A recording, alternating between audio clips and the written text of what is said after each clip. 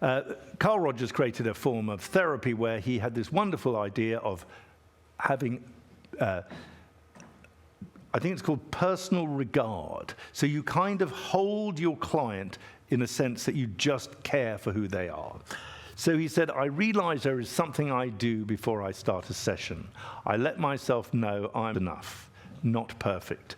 Perfect wouldn't be enough, but I am human, and that is enough.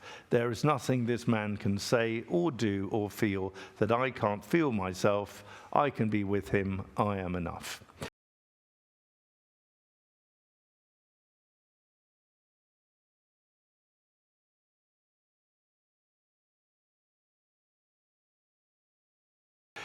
So in a way, it's just a belief in yourself. I mean, why not? You're not perfect, no offense, but being perfect is the problem, because that's the thing which stresses us all out.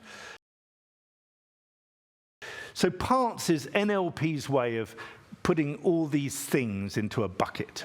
I think I mentioned earlier, if somebody says to you, I'm an insecure person, yeah?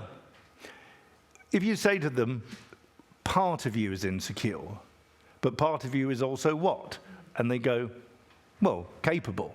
Okay, well, that's in itself a big reframe, isn't it? Because once you totally identify with the little child part, which I think Heather sort of said, saying, come on, you're going to do this, you're going to do that, you're going to do this, you're going to do that. Once you start thinking, that's me, then you're in trouble. But if you realize that's a part of you, you then have got choices. So what are these parts? So psychology seems to love them. I mean, there is the controlling parent, the nurturing parent, the natural child, all these different parts in TA. You could have in NLP a fun part, a creative part, an angry part. I got some other examples. Stephen Gilligan talks about the cognitive self in the mind, the neglected self, which he seems to think is somewhere located in his stomach, and there's like a child, a part of him which is, neglected and upset. And he calls the parent part the alien, like it was put in there, and it wasn't really welcome, and it just arrived from a different planet. Interesting idea. Freud had his ego, which is a bit like the transactional analysis parent. Adult, superego, which would be a bit like the transactional analysis parent, and the id would be like your natural qualities, your genetic, etc., some kind of animalistic, basic power, whatever. Jung had the persona, we hide behind a mask.